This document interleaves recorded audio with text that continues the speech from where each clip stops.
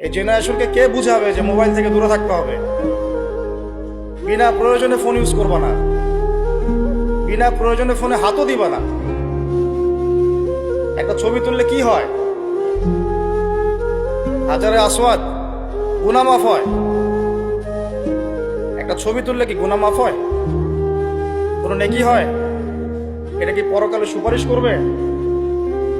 এই মোবাইলের আসক্তির কারণে এই যুব সমাজের চিন্তার ক্ষমতা নষ্ট হয়ে গেছে। বিশ্বাস করেন আমার কথা, আমার কথা বিশ্বাস করেন। এই মোবাইল আসক্তির কারণে এই যুব সমাজ আর চিন্তাই করতে পারে না। সারা দিন ফোনে ব্যস্ত, সারাটা দিন সময় পাইলেই ফোন। আর ফোনে কি?